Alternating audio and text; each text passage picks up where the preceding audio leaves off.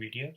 And in this video I'm gonna tell about some more information and important documents you required at the time of application, passport application in Australia.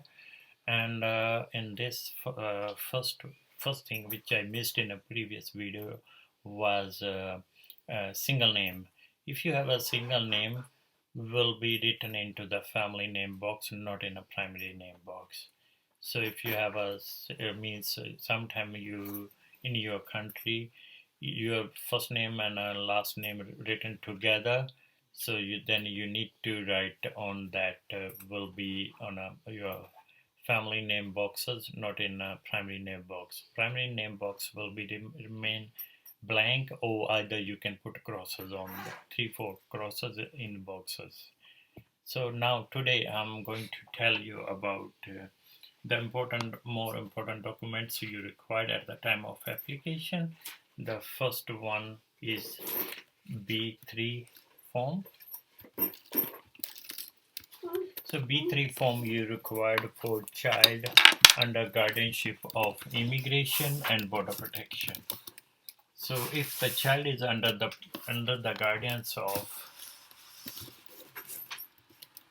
immigration and border protection, so then you need to fill this form and present with your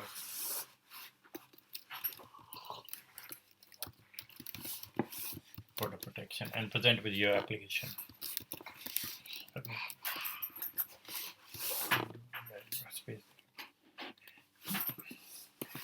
B4, next form is B4, when the child born through surrogacy.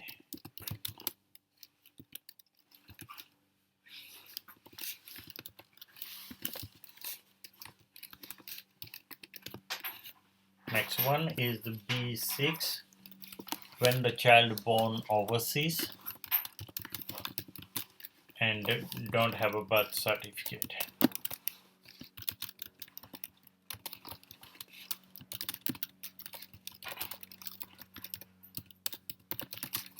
So B6 for when the child born overseas and does not have a birth certificate. Next one is B7 for no further court orders. When there is a court case going on and then a decision has been made, and you need to let the passport office know that the final decision has been done, and there is no further court orders going on this. So that was the final decision. And B8 form, when only one parent owns the birth certificate of child. So when on the child birth certificate there is only one parent name on birth certificate of child.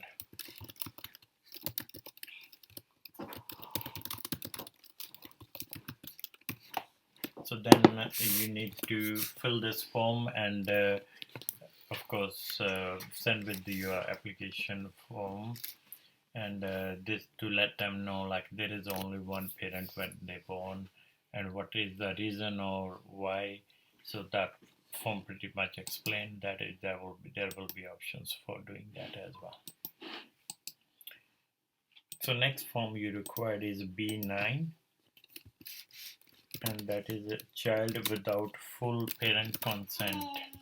So when child without full parent consent.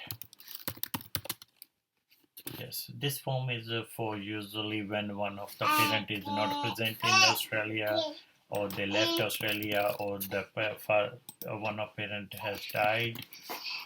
So their death certificate will go with that, and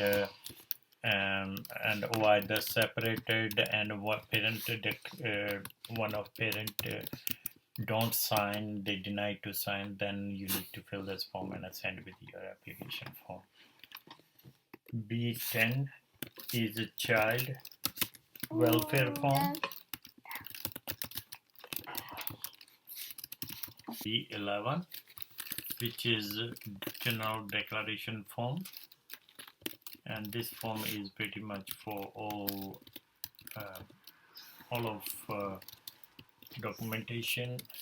So this is you required for your if you lost your passport, if you have declared something, you can't find your partner, and this is if you have any important which you want to let the passport office know, so then you need to fill a B11 general declaration form, which you can fill at the post office directly. You don't need to go to anyone grantor to sign for this one.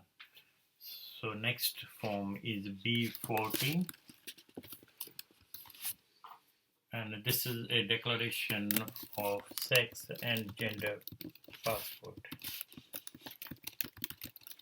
So declaration of sex, so sometimes you need to change your sex, you need to declare that what your sex is, and any changes you want to do on your previous passport, then you need to fill this one with the doctor's report. And B19, that's this form is used by the Aboriginals and Torres Strait Islanders. So this is for Aboriginals and Torres Strait Islanders. And these are all the forms pretty much you use and need to use for the passport application, and which will cover pretty much everything. And any other help if you require, you can contact me on my channel. You can send me a message or leave a message into my box, and I will try to give the message and answer to as soon as possible. Thank you very much.